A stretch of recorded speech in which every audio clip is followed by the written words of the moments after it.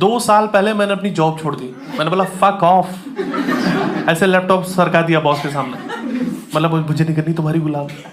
तो बॉस ने बोला लैपटॉप तुम्हारा ही है।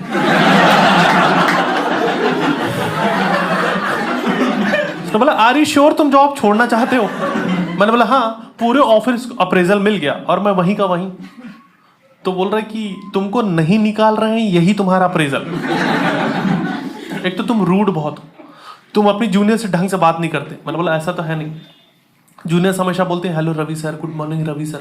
मतलब बोला रवि सर क्या होता है? We are friends, we are colleagues, हम साथ में काम करते हैं, कॉल मी सर ओनली। तो बॉस ने बोला भाग, फक ऑफ। उसके बाद मैं बेरोजगार हो गया। फिर मैं अपना पैशन फॉलो करने लग गया। मैं स्टैंड अप कर रहा था, शोज चल रहे थे, लाइफ बढ़िया चल रही थी, इंडिया घूम रहा था। फिर पैंडेमिक आ गया। अब मैं वापस उसी कंपनी में जॉब कर रहा हूं और मैं खुश भी हूं, क्योंकि पैशन और भूखमरी दोनों अलग चीज है। ये मुझे क्लियर हो गया। और याद है जब फर्स्ट वेव आई थी, हम सबकी हालत खराब हो गई थी। मैं दिल्ली में रहता हूं और वहां पे केसेस बहुत ज्यादा थे। लोग हॉस्पिटल में जा रहे हैं, उनको बेड नहीं मिल रही, शमशान घाट पे लाइनें लगी हुई, लोग मर रहे हैं।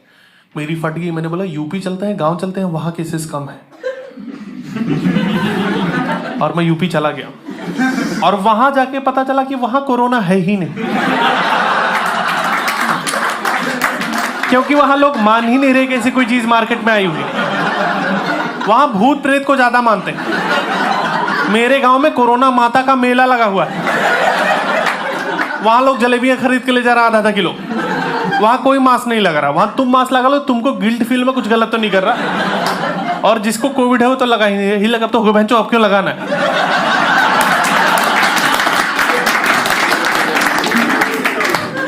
मैं मास्क लगा के घूम रहा था। एक बंदा बोला ज्यादा शो ऑफ मत करो। मैं दुकान पे चला गया, मैंने बोला ये मास्क दे दो। उसने बोला क्रिश 4 तो अभी आई ही नहीं, अभी कहां से मास्क दे दे। एक आदमी मास्क लगाए हुए दिखाई दिया। मैं उसके पास चला गया, बोला थैंक यू सो मच यार, आप काफी जिम्मेदारी वाला काम कर रहे हो। उसने गन निकाल ली, बोला पैसा निकालो। वहां मास्क सिर्फ डकैत लगा रहा है, बता। वहां डॉक्टर्स भूखों मर रहे हैं यार, कोई जा ही नहीं रहा उनके पास। मेरे पड़ोस में एक लड़का फॉरेन पढ़ाई करने गया था, यूके डॉक्टरी की, और वहीं सेटल होने वाला था। फिर उसने स्वदेश मूवी देखी एंड लगे तो बंधन है जो कभी छूट नहीं सकता। मैं गांव जाऊंगा, वहां क्लिनिक खोलूंगा और गरीबों की सेवा करूंगा। उसने गांव में एक क्लिनिक खोल दिया, गरीबों ने चूतिया काट दिया। कोई नहीं, वो दिन भर मक्खियां मार रहा, बट उसको सेवा करनी है। तो डॉक्टर आदमी रात में तांत्रिक का काम करता है,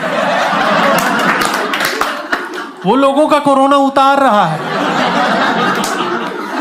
वो नींबू पर डाल के दे रहा पैरासीटामोल कि चूसो भैंचो ठीक हो जाओ यार तुम बस। वो डोलो की भभूत बना के दे रहे लोगों को, किसको जीप पे मल लेना।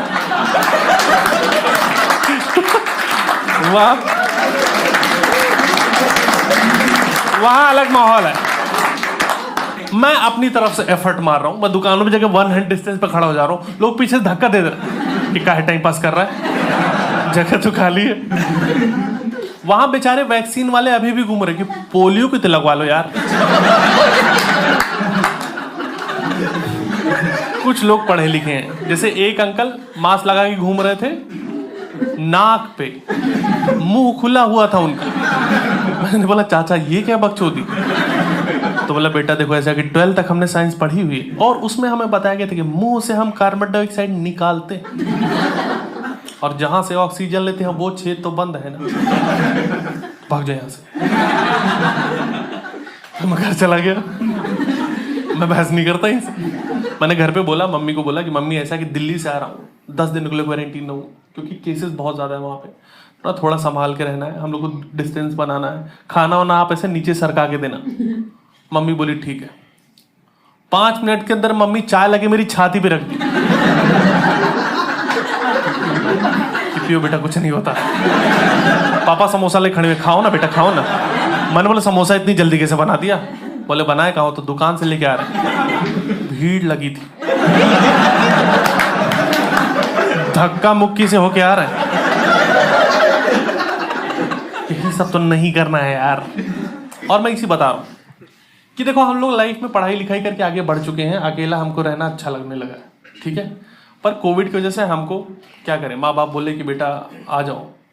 जब कुछ उखाड़ना था तब तो उखाड़ नहीं पाए, अब लॉकडाउन में क्या ही उखाड़ लोगे। तो उनकी बातों में सच्चाई लगी मुझे।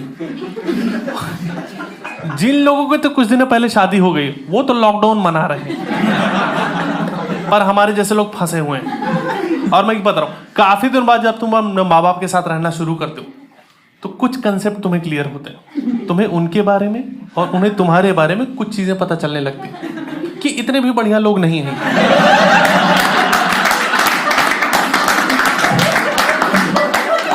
तो बता रहा हूँ, पहले मैं बहुत इज्जत करता था अपने पिताजी की। फिर एक दिन मम्मी ने बोला जाओ पापा को खाना डाल के चले आओ।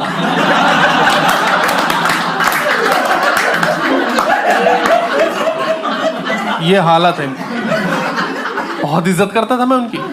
वो हमेशा मुझसे बोलते थे कि मुंबई गया था मैं, 5 रुपए का नोट लेके और लाखों की प्रॉपर्टी खड़ी कर दी। मैंने बोला ओहो।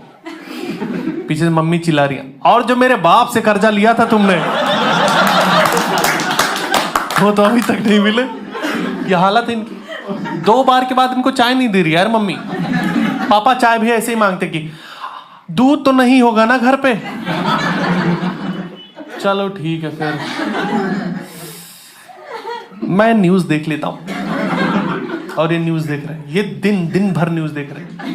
न्यूज वाले उतनी न्यूज नहीं बना पा रहे हैं जितने न्यूज देख रहे हैं। ये सेम न्यूज अलग अलग चैनल पे देख रहे हैं कि चाइना में फट गया बम चाइना में। और हर बार चौंक जा रहा, अरे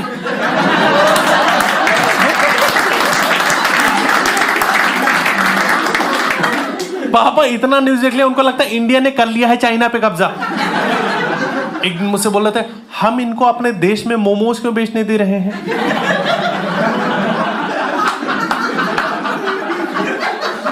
मैंने बोला पापा ये नॉर्थ ईस्ट के लोग हैं। बोले जो भी हैं अपने देश जाए ना। आप तो पढ़े लिखे हो ना यार, कैसी बातें कर रहे हो। और एक तो न्यूज देखना बंद करो यार, फालतू की। कोई इंडिया ने चाइना पे कब्जा नहीं किया हुआ है। बोले जब टीवी पे एंकर इतना चिल्ला रहा है तो झूठ थोड़ी बोल रहा होगा। मैंने बोला एक तो अर्नब को देखना बंद करो, ये गांजा खा के न्यूज करता है।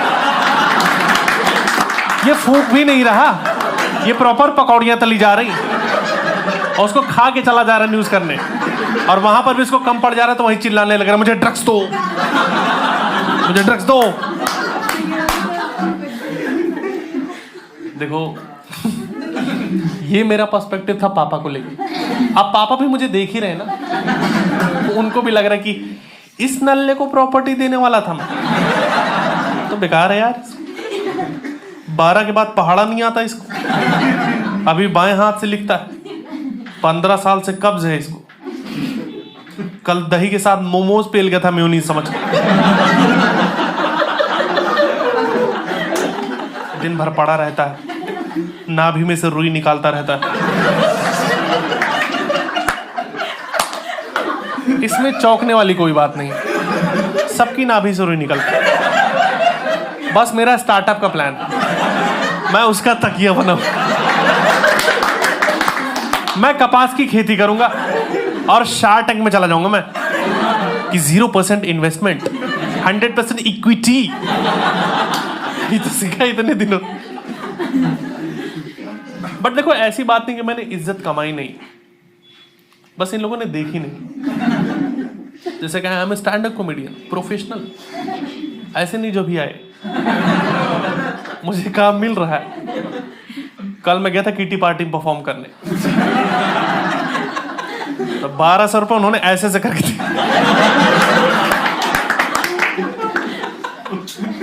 पर ऐसा नहीं कि मैंने लाइफ में कुछ, जैसे मैं मल्टीनेशनल कंपनी के लिए भी शोज करता हूँ, कॉर्पोरेट शोज भी करता हूँ। जैसे पिछले महीने एक बहुत बड़ा शो किया था मैंने, और उन लोगों ने मेरे लिए गाड़ी भेजी थी यार, BMW। और जैसे ही गाड़ी से नीचे उतरा, उस कंपनी के CEOs जैसे मेरे को मोटी मालाएं पहनाने लग गए।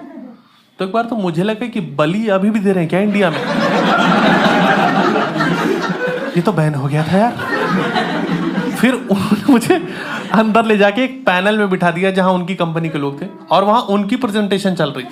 वो मुझे दिखा रहे कि देखिए मिस्टर रायजादा, हमने 13 ट्रिलियन का कारोबार जकार्ता में किया है, मतलब मेरा 13,000 रुपये फंसा हुआ है।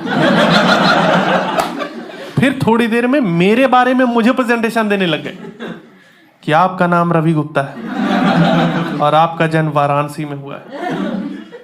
आप देखिए, एक टाइम पे मुझे लगा मैं मर गया हूं क्या, कि मेरी जीवनी क्यों बता रहा है। आप बड़े ही हंसमुख स्वभाव के, तभी तो स्टैंड अप कर रहा हूं यार। और वो सब चीजें देख के मेरी आंखों से ऐसे आंसू निकलने ही लग गए कि काश मम्मी पापा यहाँ होते तो उनको लगता उनका लौंडा कितनी तरक्की कर गया है। पर मम्मी पापा ने मुझे ऐसे ही देखा है कि मेरे को कुत्ता दौड़ा रहा है, मेरा पैर टट्टी पे पड़ गया है, मम्मी वही छत से ही चिल्ला रही, अंदर मत, चप्पल फेंक के मारूंगी। जो बाहर से नहा के आओ। बाहर से कैसे नहा के आऊं यार मैं। मम्मी को इन सब चीजों से कोई मतलब नहीं। मम्मी मेरी चलती हुई जूम कॉल पे स्क्रीन साफ करने लग जा रहे। मैं उनकी सफाई के बीच में आ गया था। इसको भी रगड़ ही देते हैं। मैंने मम्मी से बोला कि मम्मी मैं कुछ भी खा रहा हूँ ना मेरे को स्मेल आ रहा है ना टेस्ट आ रहा है, टेस्ट का पता ही नहीं चल रहा मैं कुछ भी खा रहा हूँ। तो मम्मी बोल रही है मैं पागलों की तरह किचन में काम कर रही हूँ, इन नवाबजादे को टेस्ट नहीं आ रहा है, जाके अपने बाप से बोल दो रेस्टोरेंट खोल दे तुम्हारे लिए। मैंने बोला ईगो पे लेने वाली बात नहीं है, ठीक है। मैं शुरू समझा रहा हूँ कि कोरोना एक बीमारी आई जिसमें आप कुछ भी खाओगे कुछ भी पियोगे ना स्मेल आएगा ना टेस्ट आएगा। मैं बोली ऐसा है क्या, कुछ पता ही नहीं चल रहा। मैंने बोला हाँ। बोले इससे बढ़िया क्या है, ढेर सारा करेले का जूस पी लो। जब पता ही नहीं चल रहा है तो पी लो ढेर सारा करेले का जूस, हेल्दी हो जाओ। इसे कहते हैं आपदा में अवसर। देखो हम घर पे अजीबोगरीब चीजें कर रहे हैं जो हमने जीवन में कभी नहीं की, क्योंकि हम कुछ कर नहीं सकते, हम फंसे हुए हैं। हम घर पे पिज्जा बना रहे हैं और वो पिज्जा इतना घटिया है कि कुत्ता भी नहीं खाएगा, क्योंकि उसमें परसों के परवल के टॉपिंग्स डाल रखे हैं इन्होंने। हम बस इसलिए खुश है कि बाहर से खरीदते तो 600 का पड़ता। हम घर वाले बैठ के लूडो खेल रहे, मैंने मम्मी की गोटी काट दी, मम्मी ने मेरे को थप्पड़ मार दिया। बोले बड़ों के साथ खेलने की तमीज नहीं तुम्हें। पापा बोले मिल गया प्रसाद। बाहर पुलिस वाले पीट रहे, अंदर घर वाले। कहीं चले जाओगे यार तुम। मैं घर पे 18वीं बार अपनी दीदी की शादी की कैसेट देख रहा हूं, और जैसे ही विदाई आ रही मम्मी रोने लग रही, ये हमारी लड़की छोड़ के चली। हम कहे तुम्हारी लड़की छोड़ के नहीं गई, ये बगल बैठ के कड़ाही चाट रही है, ये अपने पति को पीट के आई, FIR कर रखा है ससुराल वालों ने, वापस नहीं लेके जा रही। देखो थोड़ी ट्रेजेडी थी मेरे घर पे। जैसे मेरी बहन की जब शादी होने वाली थी तो उसका हाथ ऐसे दिखाया गया था पंडित जी को, तो पंडित जी ने बोला कि अरे ये तो मांगलिक है, जिससे इसकी शादी होगी वो मर जाएगा। तो दीदी थोड़ी खुश हुई थी, पर मम्मी को दामाद जिंदा चाहिए था। तो मम्मी बोले इसका सोल्यूशन बताओ। उन्होंने सोल्यूशन बताया कि इसकी शादी पेड़ से करवा दोगे ना, मजा ही आ जाएगा, सब सही हो जाएगा। अब देखो मुझे एक चीज समझ में आ रहा था कि ये गलत है। मैं छोटा था बट मुझे समझ में आ रहा है ये गलत है, अंधविश्वास है, ऐसा कुछ चीज नहीं होता। तो उसकी शादी पेड़ से करवा रहे थे लोग, मेरे सामने मेरी बहन की शादी पेड़ से करवा रहे, वो पेड़ के साथ फेरे ले रही है और मैं कुछ नहीं कर पाया।